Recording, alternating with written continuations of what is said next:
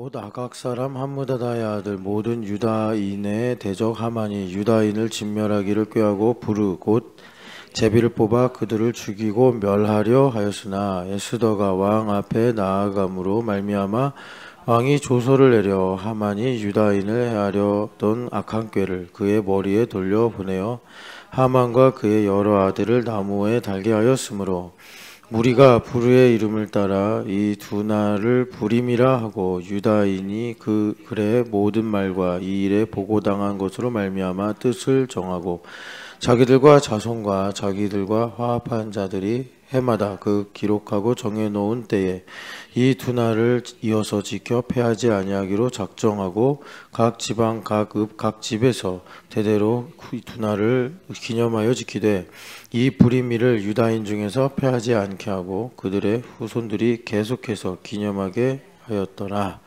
아멘. 28절까지입니다.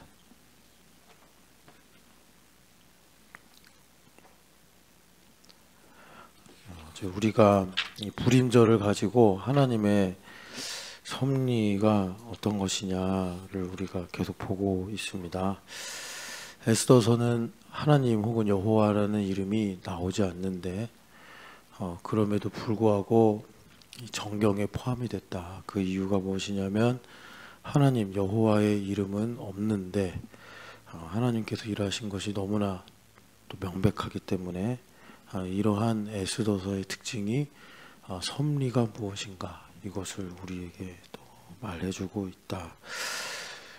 그래서 우리가 하나님의 섭리를 알아야 되는데 알기 전에 하나님의 섭리를 좋아해야겠죠. 하나님의 섭리가 뭐 듣거나 또는 내가 이렇게 이제 나에게 나타날 때마다 스트레스 받고 속상하고 혼란이 일어나고 이러면 이제 섭리를 안다 하는 건 이제 요원한 일이 되는 거고, 그래서 그거를 좀 어려운 말로 반직관적 경이다 이렇게. 그러니까 섭리라는 것은 이제 기본적으로 신명기 29장의 말씀처럼 감추어져 있다 이렇게 말씀한단 말이죠. 수면 위로 드러난 건 물이 없거나 뭐 메추라기가 먹고 싶거나 뭐 또는 전쟁이 일어나거나 또 뭐가 있나요? 또 여러 가지 그 광야의 생활하면서 이제 현실에서 드러나는 시비들이 있었는데 감추어진 일이란 하나님께서 가데스 바네아에서 약속하신 것처럼 1세대 광야 1세대들을 다 진멸하시고, 그러니까 축정기를 걸러내시고 그리고 이제 알곡을 광야 2세대를 가나안 땅에 들여보내시는 작업이었죠. 이제 그런 일들을 하나님께서 이제 감추어진 일이다 이렇게 하셨단 말이에요. 지금도 보좌에 계신 예수님, 우리가 어린 양 예수님 보좌에 계신다 이렇게 이제 고백하고 찬양하는데, 이제 보좌에 계신다는 거는 뭐 거기 계신다 이런 의미만이 아니고 통치하신다라는 걸 담고 있죠. 그래서 통치하시는 예수님께서 어떻게 통치하시는가, 계시록에 보니까 입에서 좌우에 날선 예리한 검이 있더라.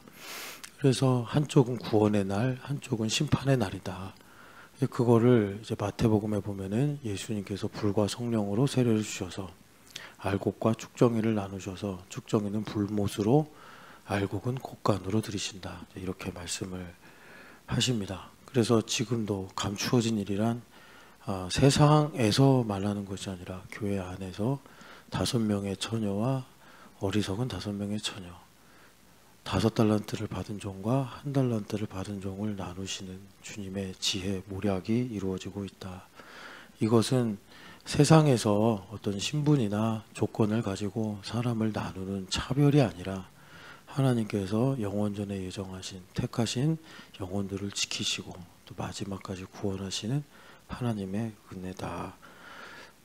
그래서 우리가 먼저는 이제 하나님의 섭리에 대해서, 하나님의 섭리에 있어서 이제 반직관적인 그러니까 우리가 이제 저항하고 또 싫어하고 하는 이런 이제 죄의 본성, 이것을 우리가 이제 고침 받아야 된다.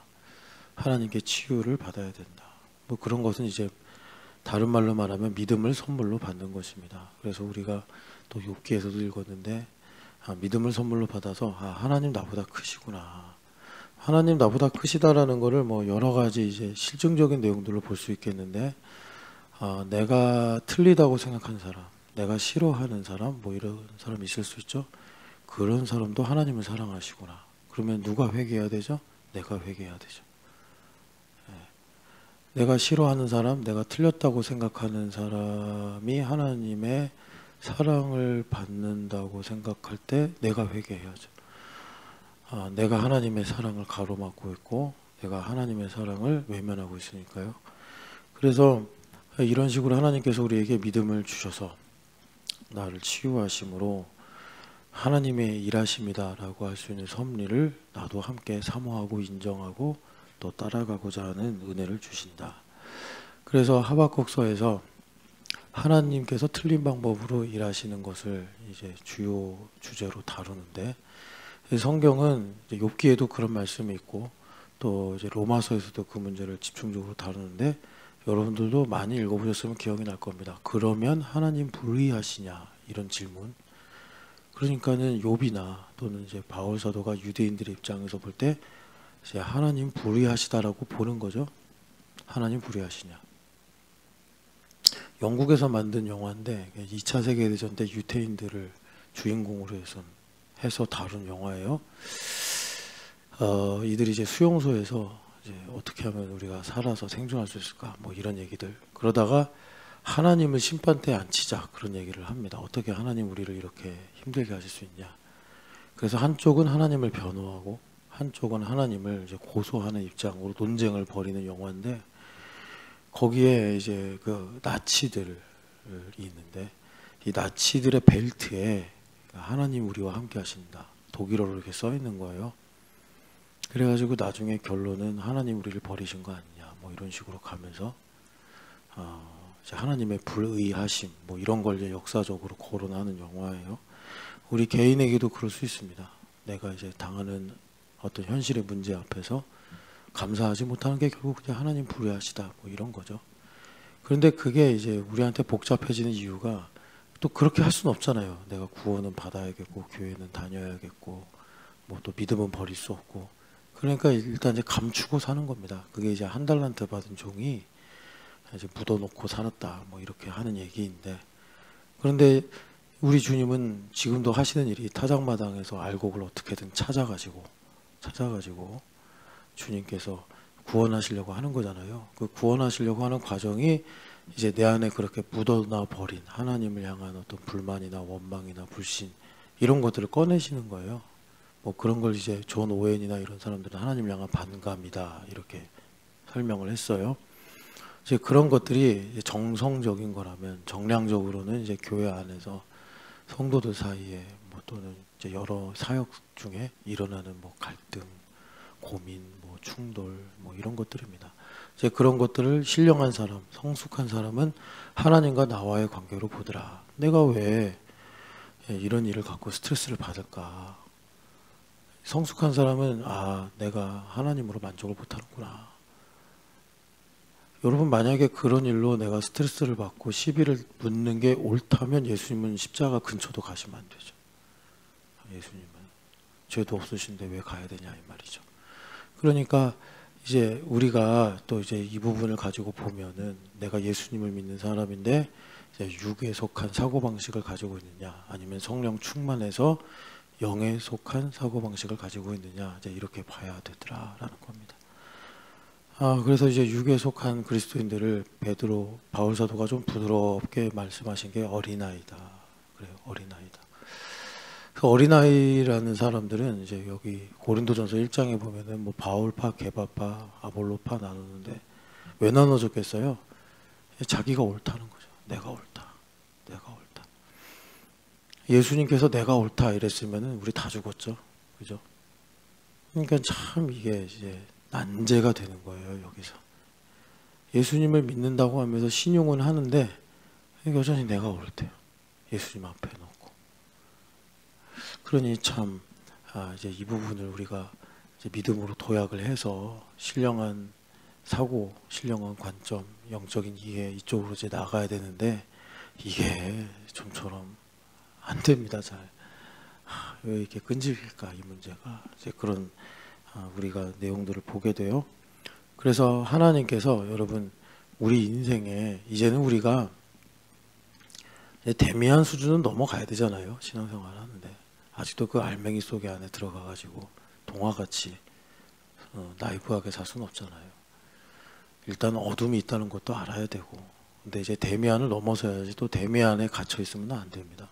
여하튼 간에 그래서 하나님께서 불의한 방법으로 일을 하신다, 틀린 방법으로 일을 하신다, 이게 성경에서 이제 복음을 우리가 말하고 또 복음을 전할 때 아주 중요한 주제가 되는데, 그래서 결국 하나님께서 왜 불의한 방법으로 일하시느냐, 이거 우리 때문이라는 거예요. 우리가 툭하면 하나님을 가두려고 그러고 하나님을 수단으로 사용하려는 교만하고 정직하지 못한 마음을 갖고 있기 때문에 바벨론을 들어 유대인들을 심판하셨듯이 하나님께서 나의 삶에 틀린 방법으로 일을 하셔서 나를 믿음으로 말미암아 살게 하시더라라는 겁니다.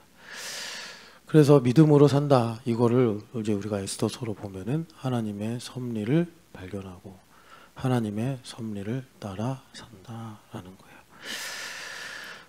그래서 우리가 어제 이제 좀 이 섭리를 위한 기본적인 포석으로 율법과 복음의 이 내용을 갖고 몇 가지를 좀 이렇게 비교하면서 이제 그래서 율법을 보면은 이게 좀 아이러니한 일인데, 율법은 내가 어떤 일을 행해서 예수님을 믿으려고 하는 방식이에요. 내가 행해서 예수님을 믿으려고 하는 방식이에요. 근데 여러분 이제 로마서 많이 읽어보셔서 알겠지만 결국 그래서 어떻게 예수님을 믿게 되느냐, 내가 율법을 잘 지켜서 예수님을 믿는 게 아니라 율법을 통해서 내가 율법을 지킬 수 없구나, 하나님의 은혜가 필요하구나, 그래서 이제 예수님께 나아가게 되더라, 이런 방식이 율법으로 신앙생활을 하는 거고, 복음으로 신앙생활을 하는 것은 내가 예수님을 믿기 때문에 행하더라 이겁니다. 내가 예수님을 믿기 때문에. 그래서 일하는 자는 그 일하는 것을 삭수로 여기지 않는다, 이렇게 말하는 거예요. 믿음으로 하는 거니까. 내가 은혜 받았기 때문에 하는 거예요. 모든 사도보다 내가 더 수고하였으나 이것도 하나님께서 하신 것이다, 삭수로 여기지 않는다는 거예요. 그런데 이 예수님을 믿는 사람인데 율법적 방식으로 살면 교회에서 봉사하는 거나 또 심지어 자기를 위해서 스스로 예배하는 것도 삭수로 여겨요. 그래서 힘들고 어려운 일이 오면 아니 내가 이렇게 예배하고 내가 이렇게 뭐 하라는 대로 했는데 왜 이런 일이 일어나냐, 뭐 이제 그런 이제 물음이 생기는 거죠. 그래서 이제 우리가 율법과 복음의 이 차이를 알고서 있어야지, 그러니까 이제 복음 쪽으로 가야지 우리가 하나님의 섭리를 에스더서의 모르드게나 에스더처럼 알 수가 있다, 이렇게 이제 어제 우리가 나누었습니다. 그래서 내가 예수님을 믿음으로 행한다, 이거는 좀 더 풀어서 말하면 그러니까 내 안에 예수님께서 행하셔서 나를 완성하신다, 이렇게 볼 수 있고요. 그래서 이제 율법으로 사는 사람은 율법을 안 지키는 게 죄고, 복음을 믿고 사는 사람은 예수님으로 충만하지 않은 게 죄다, 이것입니다. 여러분들이 기왕 새벽 예배 나와서 예배하신다면 이제 여러분들의 믿음의 고백을, 그러니까 뭐 복받게 해주세요 이런 게 아니라 오늘 아침에 내가 예수님으로 충만한가, 내가 성령 하나님으로 충만한가, 이제 여기를 가지고 내가 이제 하나님 앞에 듣고 또 믿음으로 반응하기 위해서 새벽을 깨웠다, 이렇게 이제 보시면 좋겠습니다. 이 율법과 복음의 차이를 잘 모르면, 이제 복음의 시대잖아요, 성령 시대, 우리가 사는 시대가. 그런데 여전히 뭐 이제 구약 성경의 이런 스토리를 가지고 마치 그 하나님께서 아말렉을 쓸어버리리라 하신 것처럼 그런 율법적으로 이제 나의 삶을 바라본다는 거죠. 아말렉을 이제 하나님께서 천하에 없애버리겠다고 한 식으로 나의 삶을 바라보면 이제 뭐 민감한 상황이 오거나 또는 이제 시비가 붙는 상황이 오면 상대방을 적으로 여기는 거예요. 아모리 족속 다 쓸어버리겠다, 하나님 그러셨잖아요. 진멸해야 된다, 아모리 족속들. 그런데도 불구하고 여러분 성경 보면은 하나님께서 아모리 족속 중에 솔로몬의 역군들 해가지고 메시아 공동체 편입하게 하시고, 또 느디님 사람들 해가지고 메시아 공동체 편입시켰잖아요. 그럼 하나님 거짓말한 거네요. 로마서 3장에 그런 얘기 하잖아요. 그러면 하나님 불의하신 거냐고. 그러니까 우리가 참 그렇죠. 하나님을 참 고약하게 믿는 거죠. 예. 그러니까 이제 우리가 율법에서 복음으로, 예수님께서 율법 완성하셨으니까 다시 율법으로 돌아갈 필요 없잖아요. 복음으로 살아야 되는데, 이제 그렇다면은 이제 만약에 시비의 문제가 생겼어요. 너가 맞냐 내가 맞냐 뭐 이런 게 이제 각을 세워서 나타난단 말이에요. 그럴 때 복음으로 사는 사람은, 그러니까 아말렉이 어디 있는 거죠? 나죠. 아모리 족속이 누구죠? 나죠. 예. 내 안에 아모리 족속이 여전히 기세등등해서 내가 내 마음에 성전을 세워 하나님을 섬기며 살고자 하는데 참 이 일이 어렵구나. 여러분 이제 가나안 땅의 삶을 보시면 알겠지만 이스라엘 백성들이 강성해야 아모리 족속들이 찍소리 못하고 하나님의 통치가 그 가운데 임하는데, 사사기서 보면 하나님과 멀어지니까 뭐 가나안 민족, 뭐 또 주변의 여러 이방 민족이 기세등등해서 이스라엘 백성들이 말이죠, 신앙생활도 제대로 못하고 이런 양상들이 나오는데, 이게 이제 우리 마음에 이렇게 일어난단 말이에요. 내가 기도하고 싶은데 아모리 족속이 너무 강하니까 기도 못하고 도망다니고 슬퍼하고 낙심하고, 이런 일들이 이제 내 마음 안에 일어나더라. 그래서 율법과 복음의 차이를 보시고, 그러면 율법이 필요 없다는 얘기냐? 아니죠. 율법에서 복음으로 나아가야 된다. 예수님께서 천국 복음 전하러 오셨는데 예수님께서 다 그 내용들을 율법을 바탕으로 말씀하시지 율법을 다 막 취소시키고 없애버리시면서 복음을 전하시지 않더라라는 겁니다. 그래서 이제 이거를 이미지로 말하면 배와 그물은 어차피 버릴 거잖아요. 예수님 따라가면. 예수님 따라간다는 게 이제 제자도다 우리가 그렇게 부르는데, 제자도라는 건 그러니까 예수님과 함께 천국 복음을 배우고 또 천국 복음을 전하고 산다. 이제 이런 거예요.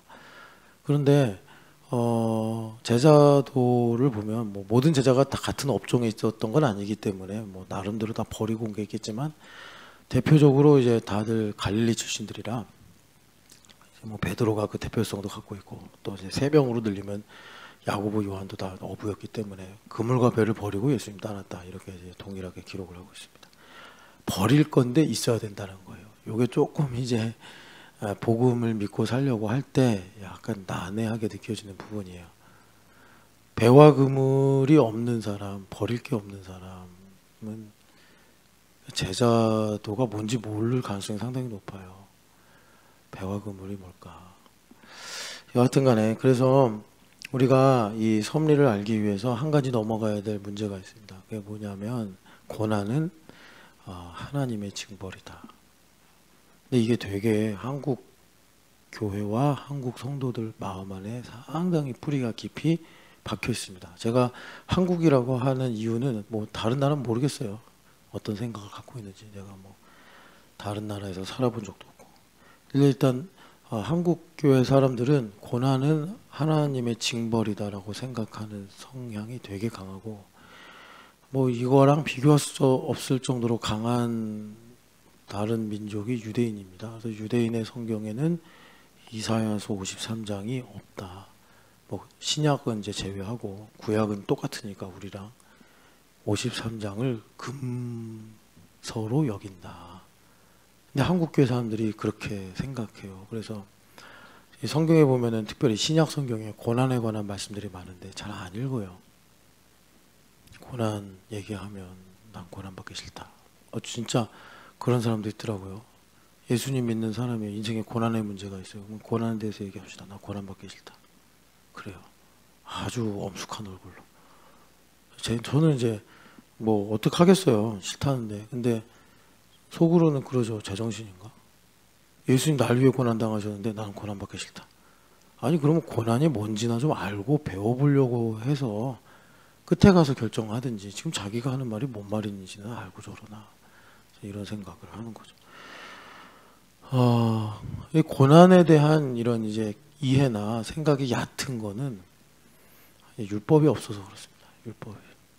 그러니까 요즘 청년들이 예전에 제가 젊을 때 이제 뭐 아프니까 청춘이다 뭐 이러거나, 아니면 젊어서 고생은 사서도 한다 이런 말들, 우리는 그냥 그거를 이제 격언으로 이제 듣고 그래 그냥 젊을 땐 고생도 해야지 그랬는데, 그런 걸 이제 조롱하잖아요. 왜 젊은데 고생해야 되냐 이런 식으로. 그만큼 사람들의 생각이나 이제 마음이 얕아진 건데 율법이 없어서 그런 겁니다. 여하튼간에 이 고난이라는 거는 또 우리가 하나님을 떠난 이 세상의 특성이라고 할 수 있습니다. 흑암에 살고 있는데 고난 없는 사람은 없어요. 그러니까 알 깨고 나와야죠. 알 깨고 나와야 되고. 그래서 이제 우리가 고침 받아야 될 게 뭐냐면 성경에 수많은 병자들이 나오는데 물론 그런 육신의 질병도 고쳐주시지만 우리 모든 사람이 치유받아야 될 왜곡된 생각이 뭐냐, 그게 하나님께서 나의 죄 때문에 징벌하신다. 이제 그 문제를 다룬 게 욥기죠. 여러분들이 그 욥의 세 친구들이 욥과 주거니 받거니 하면서 말하잖아요.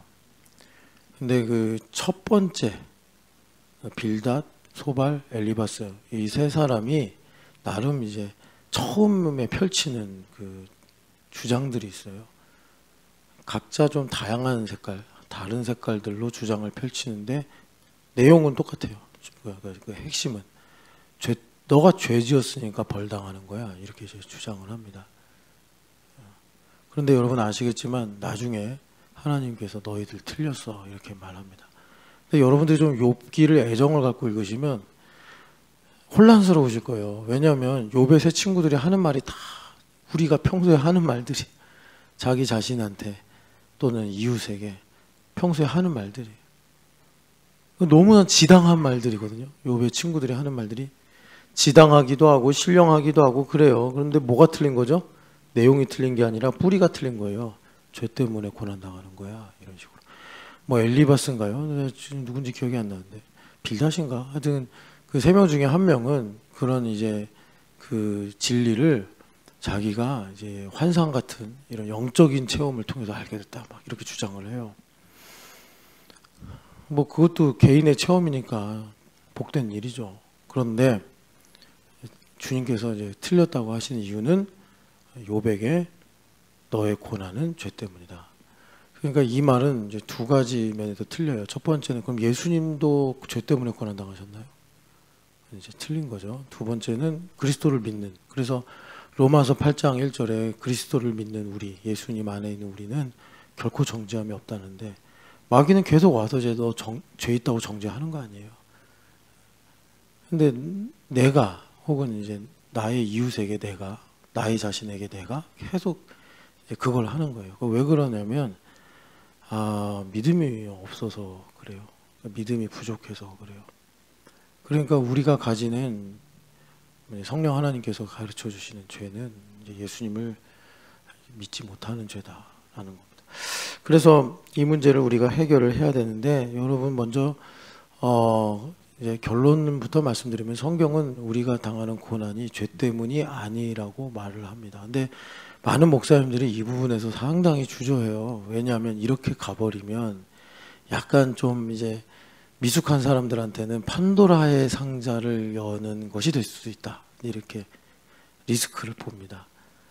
그러니까 여러분, 어떤 사람에게 이제 그 잘못을 깨닫게 하고 그래서 그 사람이 그것을 고치어서 살게 하려면 사실은 너 이런 거 죄 때문이야 라고 말하는 게 효과적입니다. 그죠?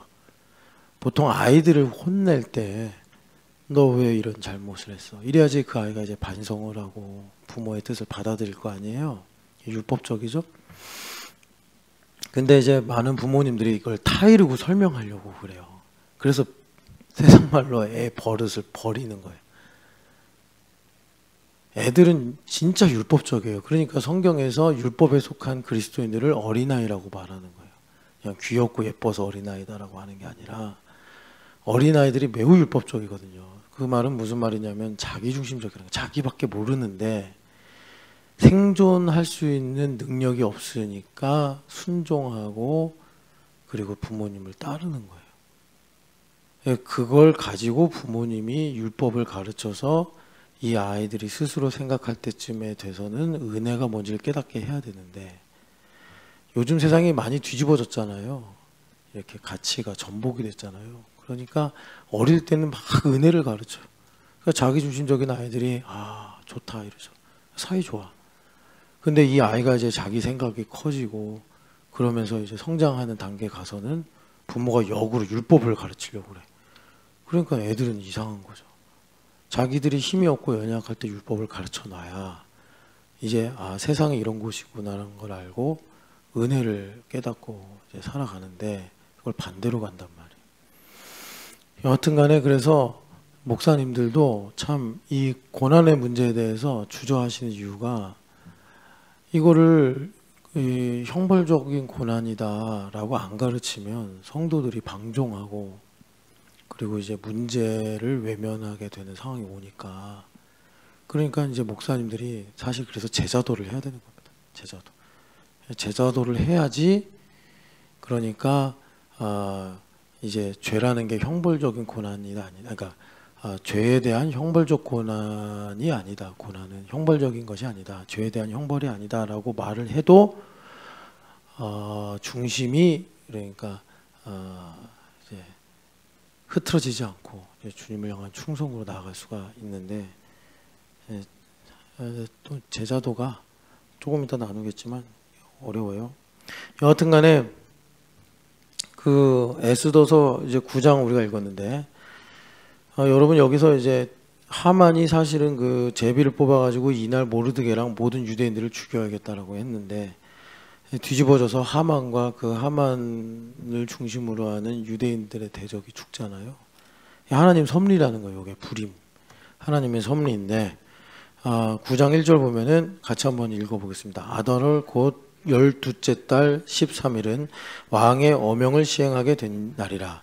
유다인의 대적들이 그들을 제거하기를 바랐더니 유다인이 도리어 자기들을 미워하는 자들을 제거하게 된 그날에 하나님께서 뒤집으셔서 이날 다 이 속으로 나는 유대인 미워, 유대인 죽였으면 좋겠어. 근데 그 이면에는 사실 하나님을 향한 대적하는 마음이 있단 말이야. 아말렉 자손들처럼.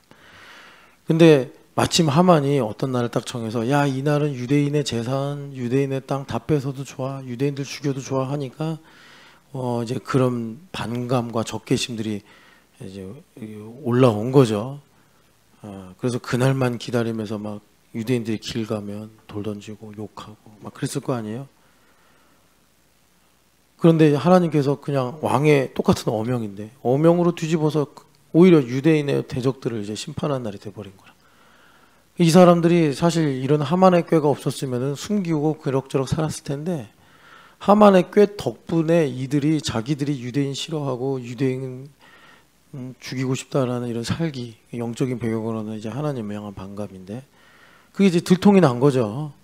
그래서 하나님께서 한번 사실 이 과정이 이제 고레스 왕 그리고 그 이후에 유대인들이 가나안 땅에 돌아가는 일들 그리고 지금은 당장 돌아가지 않지만 언젠가 그러니까 뭐 성경의 말씀으로 보면은 오순절날 3,000명, 5,000명 회개하잖아요.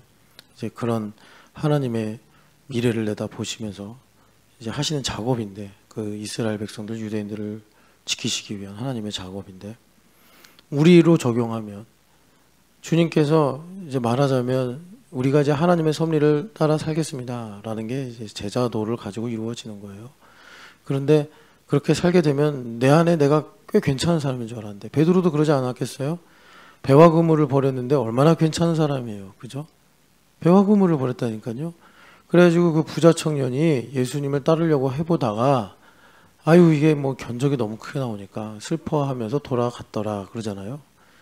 그때 그 청년을 보면서 제자들이 뭐라 그러냐면 주여 우리는 모든 걸 다 버리고 주님을 따랐나이다. 이렇게 이제 말씀을 한단 말이죠. 꽤 괜찮은 사람들인데 드러나잖아요. 이 하만의 꾀로 인해 유대인들을 대적하는 이방인들이 자신의 정체를 드러내듯이 내 안에 세상을 사랑하는 마음과 하나님을 향한 불신과 또 뭐 하박국서에서 말하는 정직하지 못한 나의 문제와 교만한 나의 이런 일들이 이제 드러나서 하나님께서 일망타진을 하신다. 뭐 이렇게 이제 우리가 하나님의 섭리를 볼 수가 있겠습니다. 자, 그래서 우리가 하나님의 섭리를 알려면 고난을 죄의 징벌로 여기는 신앙에서 하나님의 일이 이루어지는 비밀이 감추어진 것으로 여기는 신앙으로 이제 나아가야 하는데, 그러려면은 여러분 뭐 답은 정해졌잖아요. 항상 예수님이고. 그러니까 우리가 내가 겪는 일을 예수님 안에서, 그리스도 안에서라고 성경에 말해요. 그리스도 안에서. 이거 다른 말로 교회 안에서입니다. 그리스도 안에서, 교회 안에서 예수님을 믿는 믿음으로 고난의 일을 봐야 된다는 거예요. 내 감정의 일로 볼 게 아니라 내가 생각하는 옳다라는 기준으로 그 고난의 문제를 볼 게 아니라 이것을 내가 그리스도 예수 안에서, 교회 안에서 예수님을 믿는 믿음으로 이제 고난을 봐야 되는데, 이 믿음이 뭐 좀 있어야지 그걸 갖고 볼 거 아니에요. 믿음이 실체로 있어야지 볼 거 아니에요. 그러니까 이제 믿음이라는 말도 정성적인 거니까 정략적으로 말하면 하루에 1시간은 기도해야지 뭐 믿음으로 고난을 보든지 말든지 할 거 아닙니까? 성경을 그래도 뭐 꾸준히 읽어야지 그 성경 말씀의 능력으로 영감으로 고난을 보든지 말든지 할 거 아닙니까? 성경도 안 읽어, 기도도 뭐 1시간도 안 해, 완전히 날라리로 살아. 아이고 뭐 날라리죠. 예수님께서 1시간 기도하라고 그랬는데 안 하고 살면 그게 날라리지 뭐. 날라리가 뭐 다른 겁니까? 아니 그러는데 무슨 믿음이 있어야지 믿음을 갖고서 내 인생의 고난을 보지. 믿음이라는 게 그냥 뭐라 그럴까, 있다 없다 하는 그런 모양인데, 그러니까 고난을 보려고 그럴 때 이제 내 감정으로 보고 뭐 또 주변 상황으로 보고 또 뭐가 있나요? 자기가 주장하는 신념이나 가치로 보고 뭐 이러니까 이제 맨날 고난은 죄로 말미암은 징벌이구나. 그래가지고 이게 이제 문제가 뭐냐면 예수님 안 믿는 사람은 이게 문제가 안 돼요. 어차피 진노 가운데 있으니까. 그런데 예수님 믿는 사람들이 문제라죠. 교회 다니는 사람들이. 그래서 이걸 지금 주님께서 심도 있게 다루는 건데, 그러니까 이런 거죠. 아니 나를 징벌한 하나님이야. 죄 때문에 좋아하겠어요? 안 좋아하죠. 안 좋아한다니까요. 근데 안 좋아하면 어떻게, 교회 다니면서 안 좋아할 수 없잖아요. 그러니까 어떻게 해요? 감추고 사는 거예요. 감추고. 그런데 예수님께서 무서운 검사처럼 결국은 그거 드러내신다는 거예요. 아무리 내가 뭐 어디다가 감춰놔서 아무도 모르겠지. 내가 하나님을 사랑하지 않는 거, 내가 하나님을 향한 어떤 반감이나 불만을 갖고 있는 거 아무도 모를 거야 하고 감춰놓고 대충 구색 맞추면서 산단 말이에요. 그런데 예수님은 치팅 안 당하신다고. 그거 드러내신단 말이에요. 그러니까 이제 마지막에 드러나면 그거는 이제 답이 없는 거고, 주님께서는 신실하셔서 매번 그것을 마지막에 오기 전까지 드러내신단 말이에요. 이제 그런 과정을 가지고 가는 게 제자도다. 그래서 예수님을 믿는 믿음이라는 게 뭐냐면, 여러분 나 자신을 위해 사는 인생이 아니라 예수님을 위해 사는 인생이다, 이렇게 우리가 말할 수 있어요. 근데 이제 예수님을 위해 산다라는 게 뭐냐면, 정말 우리가 뭘 예수님을 위해 삽니까? 여기 이제 박효진 자매가 왔는데 서연이가 엄마를 걱정하면서 나 엄마를 위해 살 거야. 이게 말이 안 되는 얘기죠. 아니 먹는 거 마시는 거 입는 거 다 엄마가 주는데 무슨 엄마를 위해 살아. 그죠? 우리가 그러면서 생색을 낸다고. 예수님을 위해서 내가 목회를 합니다. 예수님을 위해서 내가 봉사를 합니다. 이 정신 나간 소리 하고 있는 거예요. 예수님을 위해 산다는 거는 예수님과 하나가 되는 삶이요, 예수님과 하나가 된다는 것은 내가 예수님과 함께 죽고 예수님과 함께 살더라. 그게 예수님을 위해 사는 거예요. 제발 여러분들이 뭐 교회에서 봉사하고 또는 이제 세상 사람들과는 다르게 주일 성수하고 예물 생활을 하는 거를 예수님을 위해 산다고 절대 생각하시면 안 돼요. 여러분, 조희진 집사님이 준학이 수학 문제 집 사줘가지고 풀게 했어. 근데 준학이가 수학 문제를 풀면서 엄마를 위해 푼다고 생각해. 그러니까 어떻게 되죠? 맨날 입이 15번 나오고, 뭐 엄마가 숙제 내주면 또 내줬냐고 막 저항하고 그런다니까요. 자기를 위해 하라는 거잖아요. 엄마가 공책도 사주고 문제집도 사주고 모르는 문제 있으면 가르쳐주기까지 하는데, 은혜를 모르면 이걸 자기를 위한 일이 아니라 엄마가 시켜서 하는 일이다. 뭐 이런 식으로 이제 애들이 뭐 말대꾸도 하고 막 그러잖아요. 하기 싫은 이유도 핑계대고. 예수님을 위해 산다는 거는 진짜 내가 뭐 예수님을 위해서 예배하고 예수님을 위해서 뭐 성경학교 봉사하고 하는 게 아니에요. 예수님께서 기회를 주시는 거잖아요. 그런 거는. 조희진 집사님이 문제집을 사줘가지고 준하기한테 수학을 공부할 수 있는 기회를 주는 거지. 조희진 집사님이 준하기한테 수학 공부시켜서 어디서 돈 받는 것도 아니고, 그죠? 우리가 그런 식으로 생각한다니까요. 어리석어서. 그래서 무슨 성경학교 좀 같이 합시다 그러면 마치 자기가 되게 시간을 내가지고 엄청난 수고를 해야 하는 듯이 생각을 하니 무슨 복을 받겠습니까? 그죠? 제가 말씀드리잖아요. 그런 사람들은 복 받으면 지권 줄 알고 내뺀다고. 복만 줬다 하면 하나님과 멀어진다고. 그러니까 하나님께서 복을 안 주시죠. 지금 제가 말하는 복은 우리가 세상에서 원하는 복입니다. 그러니까 신령한 복을 먼저 받아서 이제 이 땅의 복이라고 할 수 있는 영향력들을 가지고 살면 참 좋겠는데, 우리의 마음은 신령한 복보다 로마서에서 말하는 썩어질 것들을 구하니, 아까 우리가 찬양한 대로 하늘의 것을 구하게 하소서, 그렇게 가야 되는데 우리는 그냥 이 땅의 것을 구하고 사니. 참 우리 주님은 그냥, 우리 예수님의 다른 이름이 또 복이신데, 복을 주고 싶으신데 이 복을 주고 싶은 마음을 절제하고 사셔야 돼서 너무나 예수님 곤란하신 거예요. 그래서 여러분, 우리가 하나님의 섭리하에 산다라는 것을 히브리서에서는 이제 믿음의 경주를 한다 이렇게 말을 해요. 우리 앞에 당한 경주를 인내로 경주하며, 그죠? 그런데 그거를 이제 이렇게 말하죠. 믿음의 주 온전케 하시는 예수님을 바라보자. 예전에도 한번 이 바라보자 여러분들에게 설명드렸는데, 로마서가 아니라 요한복음 1장 14절에 내가 보니 할 때 이 보다는 건 룩이나 워치, 뭐 see 이런 게 아니라 concentrate on이다. 예수님을 집중해서 내가 바라보니, 이게 이제 그 14절의 본이고, 여기서 히브리서 12장 2절에 예수를 바라보자 할 때 이 보다, 이 보다는 fix my eyes on Jesus Christ.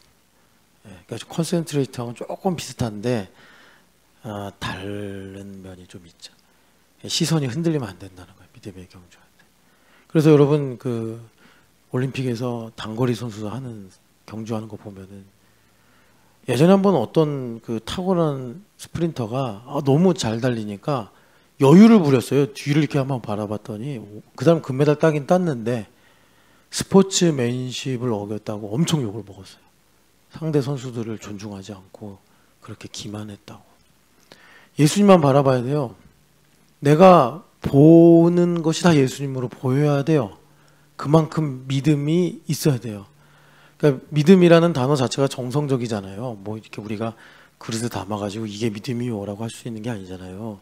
그러니까 하나님께서 오늘이라는 삶을 주셔서 나에게 정량적으로 믿음을 실감하게 하시는데, 그러니까 뭐 좀 이제 너무 그런가 싶은데, 지연자매, 성지연자매 아프잖아요.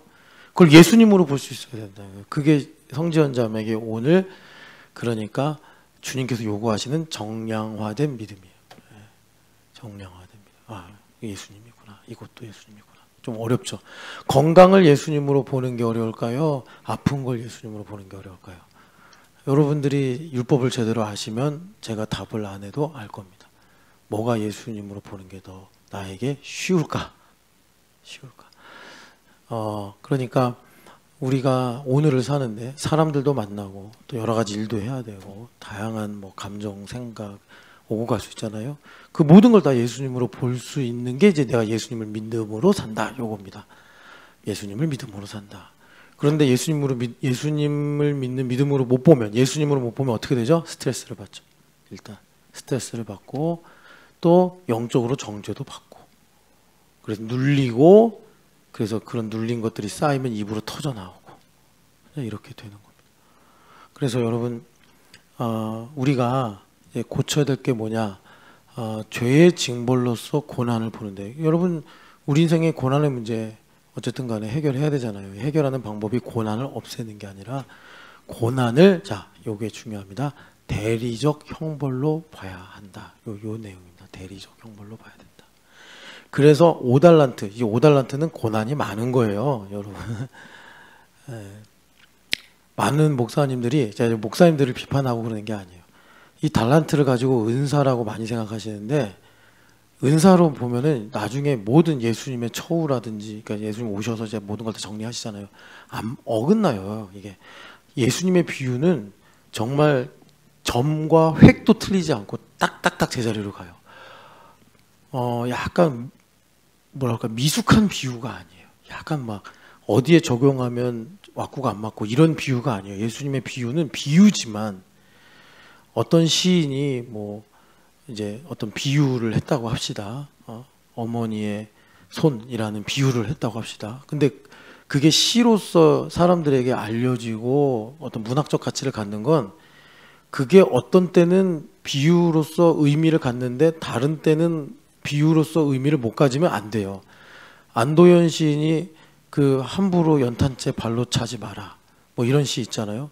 그게 모든 사람들에게 공감대가 안 되면 그 시가 그렇게 알려질 수가 없어요. 그냥 버려지죠. 잊혀져요.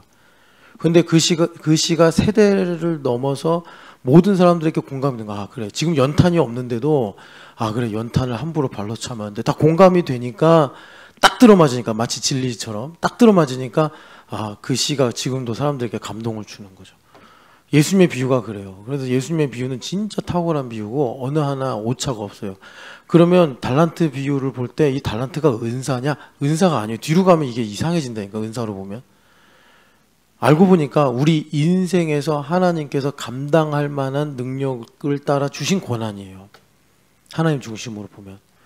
주님께서 고난을 주시고 감당할 만한 능력을 주시는 게 아니라 감당할 만한 능력을 주시고 고난을 주시는 거예요. 그래서 감당할 만한 능력을 갖고 고난을 보면 이제 5달란트 고난이 많은 거죠. 그러면 어떻게 되죠?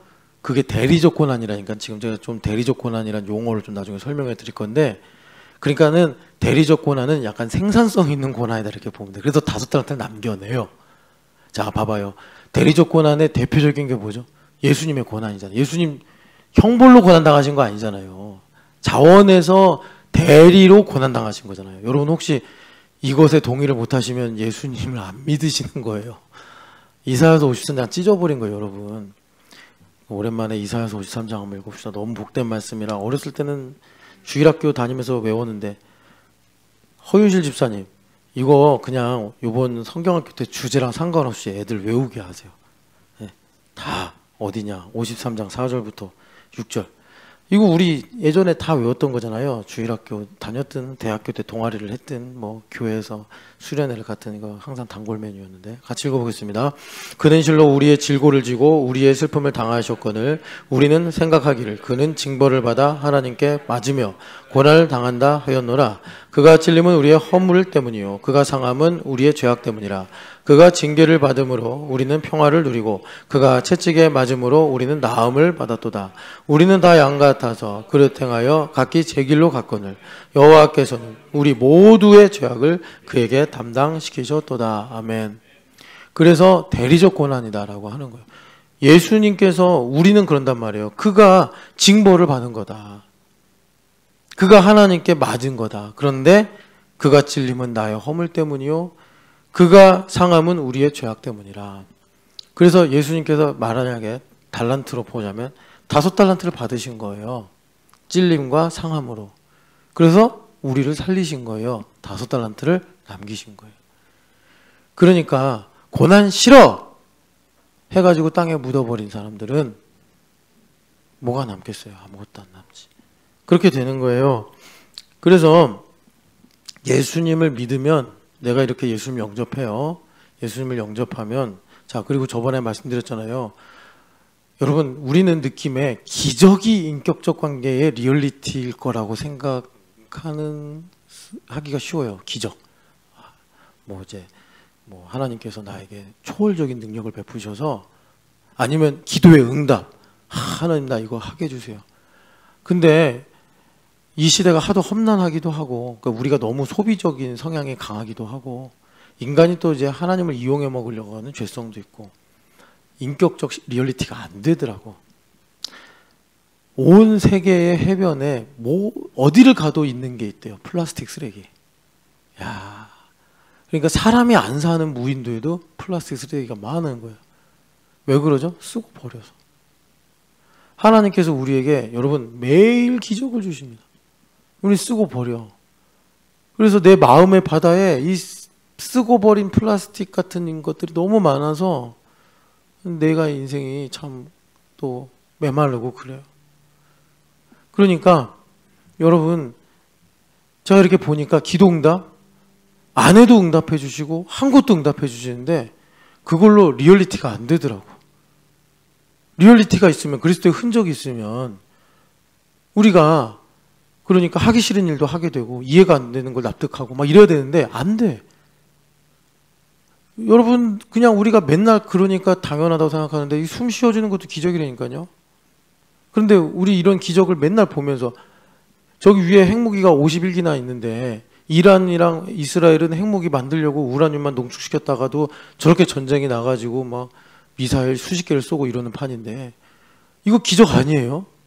우리나라를 이렇게 하나님께서 안전하게 해주시고 전쟁을 막아주시는 거. 그런데도 우리는 북한 위해서 기도하는 거를 막 되게 어렵게 짜내듯이 해요. 그만큼 우리 마음에 사랑이 없다니까. 여러분 제가 말씀드렸잖아요. 기도는 제가 이렇게 보니까 저 기도 되게 안 하는 사람이기 때문에 저를 이 기본값으로 하니까 기도가 뭔지 본질을 알겠더라고. 그러니까 내가 기도를 좋아하는 성품이고 영성이 있으면은 기도에 뭐 이런 거 저런 거 있겠는데 워낙 기도에 대해서 내가 그러니까 이 난쟁이다 보니까 이 기도가 하나님의 사랑이 부어지지 않으면 안 된다는 걸 내가 너무 아는 거예요. 그러니까 우리가 어디까지 기도해야 돼? 하나님의 사랑이 부어져서 내가 새벽에 기도하는데 일본 선교사님들이 생각나야 돼. 생각나는 정도가 아니라 생각난다고 기도하는데 안 되더라고. 생각나도. 인간의 마음이 참 악해서. 그분들의 도시와 그분들의 교회와 그분들의 가족들이 내 마음을 절절 끌어야 돼. 그래야지 주님 진명진 선교사 긍휼히 여겨주시고 삿포로에 복을 주시고 유니온 교회 방방 설치해서 이제 여러 가지 한다는데 하나님께서 어린아이들 보내주시고 거기에 있는 그 가정들 그 연결된 가족들 주님께서 성도들로 보내주시고 이렇게 나오지. 알기야 알죠. 이제 하나님의 사랑이 부어지지도 않으면 진명진 선교사 생각도 안 나. 내가 여러분들한테 진명진 선교사 위해 기도해야 됩니다. 문영준 선교사님 위해 기도해야 됩니다. 히로시마 방주교회 잊지 맙시다. 해놓고도 지는 잊어버려. 하나님의 사랑이 안 부어지니까 그냥 캄캄한 방 같아. 그런데 하나님의 사랑이 부어지면 생각이 나. 진명진 선교사 위해 기도해야 되는데. 그런데 사랑이 더 부어져야 돼.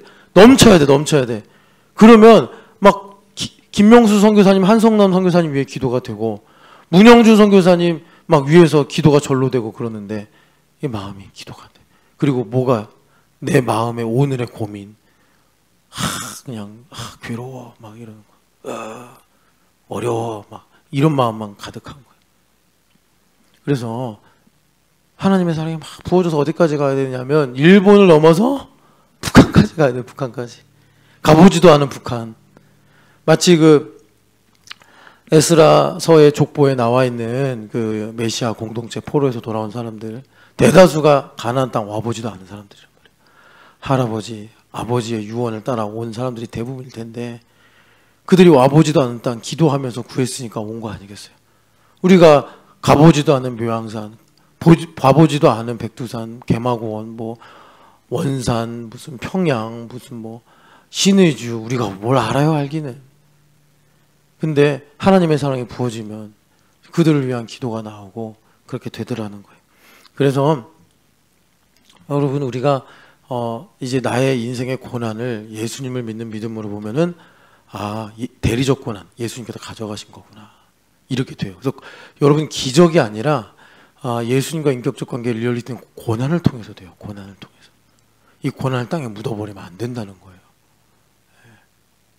그래서 이 예수님께서 일단 내 고난 가져갔으니까 대리적 고난 이건 이해가 되시죠? 그런데 이것이 내가 복음의 능력으로 살면 어떻게 되죠? 나의 고난이 이제 그리스도의 남은 고난이 돼서 참 이거는 너무 말하기도 너무 뭐라 그럴까 죄송스러워서 말을 못하겠지만 성경에 있는 말씀이니까 예수님의 남은 고난을 내 육체에 채우는 게 되는 거예요. 그래서 예수님을 위한 대리적 고난이 되는 거예요. 그런데 그 예수님을 위한 대리적 고난이라는 게 뭐냐면 이 예수님께서 했던 것처럼 내가 이 고난을 예수님의 고난이라고 고백하게 될 때 이 고난의 값만큼 영혼을 살리더라. 영혼을 살리더라라는 거예요. 그 교회를 위한 고난이다 이렇게 말씀하는 거예요. 성지현 집사님이 지금 이제 병에 문제가 있는데 이거를 예수님께서 가져가셨구나. 그래서 예수님께서 채찍에 맞으신 거고 이것 때문에 예수님께서 창에 찔리신 거구나. 이걸 이제 지연자매가 깨달아. 그럼 그 그리스도의 흔적이 되는 거예요. 무서운 질병이 아니라 그리스도의 흔적이 되는 거예요. 그런데 이것을 이제 내가 복음의 능력으로 살아가려고 하니까 어떻게 바뀌는 거예요? 이것이 그리스도의 남은 고난으로 내 육체에 채워진 게 돼서 이제 바이스버사가 되는 거예요. 예수님의 고난이자 예수님의 고난이 나에게 온 거예요. 근데 그 남은 고난이라는 말씀이 무슨 뜻이에요? 지금도 영혼을 살리시기 위해서 주님께서 2000년 전에 당하신 고난이지만 이것이 2025년 7월 18일의 고난이기도 하고 19일의 고난이기도 하고 2026년의 고난이기도 하고 2030년의 고난이기도 하고 우리가 죽은 뒤에 고난이기도 한단 말이에요. 그게 무슨 말이에요? 그때 살아갈, 그때 주님께서 택하신 영혼 구원할 사람들을 위한 주님의 은혜들아라는 것입니다. 그걸 내 육체에 채우고 있다는 거예요. 그래서 그 고난을 보니까 이제 뭐가 보이는 거죠? 아, 하나님께서 내 인생에 이루실, 어제 말씀드린 하나님의 일이 이루어지는 비밀이 감추어진 하나님의 모략으로, 하나님의 계획으로, 하나님의 뜻으로 고난이 나에게 보여지더라라는 것입니다. 그거를 아는 사람은 정말 여러분 목에 칼이 들어와도 예수님 부인을 못합니다. 고난을 예수님의 리얼리티로 받아들인 사람은. 왜 우리의 믿음이 갈대같이 흔들리고 왜 우리의 믿음이 호세아서의 말씀처럼 안개처럼 해가 뜨면 사라지는 그런 있다 없다 하는 게 될까? 왜 상황에 흔들릴까? 왜 물 위를 멀쩡히 걷다가도 파도를 보고 왜 나는 두려워서 자빠지는가? 왜 그러죠? 여러분 그거는 뭐 성경에서 너무나 잘 말씀해 주기 때문에 다른 거 없어요. 여러분은 각자 인생에 고난이 있어요. 이 고난을 아직도 내 걸로 여기는 거예요. 참 이게 그러니까 고약한 문제인 게 우리는 좋은 것만 내 걸로 하는 것 같은데 아니라는 거예요. 더 지독하게 내 거라고 소유를 주장하는 것 중에 좋은 것보다 더 심각한 게 고난의 문제. 이걸 예수님 거라고 내가 고백할 수 있어야 되는데 내가 하나님을 향한 이런 모든 내용들이 치유가 안 되면 이걸 갖고서 내가 이제 하나님께 드린다고 말을 못하는 거죠. 그래서 우리가 이제 이 불임절의 내용 좀 말씀드릴 게 많은데 다른 거는 저 생략하고 이런 겁니다. 이 불임절이 그러면 아까 전에 우리가 에스더서 9장 읽은 불임절이 우리에게 어떤 것이냐 이런 겁니다. 여러분 그런데 이제 불임절 대단한 승리잖아요. 하나님 역전하신 건데 이걸 여러분 율법적으로 가져가고 싶은 뭐 직장에 적용하고 싶고 뭐 지금 내가 가지고 있는 어떤 뭐라 그럴까 계획에 적용하고 싶고 이런 유혹을 좀 여러분 좀 미루시고 그건 하나님 알아서 하실 거니까 거기에 적용해서 하나님 역전시키셔서 뭐 내가 직장 생활에서 내 인생에서 뭔가 새로운 일을 하시겠다 그렇게 생각하지 마시고 이 불임절의 승리는 뭐냐면 하만의 꾀를 뒤집으신 거잖아요. 그래서 여러분 그 에베소서 6장에 보면은 마귀의 관계를 분별하여 대적하라 그러잖아요. 마귀의 관계가 뭡니까? 율법을 가지고 우리를 정죄하는 거예요. 근데 그 율법이 뭐냐 보면은 하나님께서 나를 향한 뜻이고 그래서 그 뜻을 이루셔서 받으실 영광인데 이것을 마귀도 이제 알고 우리한테 정죄를 해서 그러니까 빼앗아 가려고 하는 거죠. 그런데 그런 관계가 그러니까 마귀가 이제 시기질투 때문에 만약에 전지현 집사님이 봉사를 통해서 하나님께 영광 돌릴 뜻이 있어. 그럼 마귀는 뭐 갖고 시험는 걸까요? 봉사로. 왜 쟤는 나보다 봉사를 안 하지? 뭐 이런 식으로 봉사를 통해 영광을 돌릴 계획이 있어요. 하나님께서. 그래서 전지현 집사님이 막 이제 봉사를 통해 하나님 나라 확장되고 봉사를 통해 하나님께 복을 받을 사람이야. 마귀가 이렇게 보니까 알겠어. 마귀도 옛날에 하나님께 영광 돌리던 존재이기 때문에 다는 모르고 하지만 대충 큰 틀은 볼 수 있어요. 전지현 봉사를 통해서 하나님께 영광 돌리겠구나. 그러면 그 봉사를 갖고 정죄한다고. 봉사를 갖고 봉사하다 시험 들게 하고 봉사하다가 자기 의로 빠지게 하고. 그래서 마귀가 그걸 갖고서 이제 우리한테 그러니까 하만의 꾀처럼 정죄를 한단 말이에요. 그런데 내가 그리스도 예수 안에 있으면 주님께서 그 마귀의 관계를 뒤집어서 오히려 내가 모르고 있던 하나님의 뜻까지 노출시키시는 방법으로 사용하신다는 거예요. 마귀가 가속화시키는 거예요. 마귀는 우리를 멈추고 우리를 뒤로 후퇴시키려고 온갖 꾀를 동원해서 그렇게 이제 속이고 우리를 공격하는데 내가 예수님 안에만 있으면 오히려 그게 뒤집어져서 하나님께서 하만과 그 열아들만 일망타진하신 게 아니라 127도에 있는 유대인들을 대적하는 이방인들을 주님께서 한 번에 정리하시는 것처럼 마귀가 전지현 집사님이 만약에 성경학교 때 봉사를 하는데, 야, 전지현 요번에 요거 갖고 이제 우리가 정지를 해보자 해가지고 딱 이제 아가리를 벌리고 있는데, 전지현 집사님이 예수 그리스도 안에 있으면 그런 마귀의 관계가 오히려 전지현 집사님이 하나님의 영광을 위한 그분의 뜻과 능력을 깨닫고 알게 하는데 가속 페달이 돼버린다는 거예요. 그게 두려워할 것이 없다는 겁니다. 불임절을 이렇게 적용을 하시는 게 더 나아가서 직장에서의 승리, 문제의 해결, 또 내가 세운 계획에 있어서 하나님의 인도하심으로 구체적으로 나타날 수 있다. 여러분, 그래서 결론은 이겁니다. 백날 하만같이, 하만이 아각 사람이고 아말렉이잖아요. 아말렉은 마귀의 대리인이다 이렇게 보면 돼요. 그러니까 하나님께서 아말렉을 천하에서 지워버리겠다 이렇게 하신 건데, 그런 하만의 꾀 같은 마귀의 관계와 또 마귀의 정죄까지도 하나님께서 우리 그리스도 예수 안에 있으면, 예수님 안에 있으면 하나님의 영광을 위하여 다스리는 섭리하에 있으니 내가 무엇을 두려워하리요, 이겁니다. 그러니까는 로마서 8장의 말씀으로 보면은 모든 것이 합력하여 선을 이루는데, 하나님의 뜻을 이루는데 내가 누구를 두려워하리요, 무엇이 나를 어찌하리요. 우리가 그렇게 믿음으로 담대하게 살아가는 것입니다. 여러분, 하나님의 섭리하에 살아가시는 믿음을 오늘 선물로 받으시기를 축복합니다. 그래서 여러분 이제 계속 말씀을 듣고 또 여러분들이 듣고 기도하시면서 삶에 성령 하나님을 따라 살면서 적용하시겠지만, 우리 마음 안에 이게 해결이 안 돼요. 항상 성령으로 충만해야 돼. 성령 하나님으로 충만해야지만 되는 건데, 나의 인생의 고통과 고난은 죄의 형벌이 아니라 나는 이미 그리스도 예수 안에 있으므로 하나님 나라를 위한 대리적 고난이 되었다. 주님께서 내게 주신 달란트다. 이것을 내가 대리적 고난으로, 다시 말해 예수 그리스도의 흔적으로 고백하게 될 때 5달란트를 남긴다. 이 그 근거로 주님은 우리에게 하나님의 나라를 상속하시길 원하신다. 그래서 우리가 영광을 상속받을 것인데 당연히 고난을 상속받는 것, 고난도 함께 받는 것이 마땅하지 아니하냐. 로마서 8장 16절 말씀입니다. 고난을 받는 게 마땅하지 아니하냐.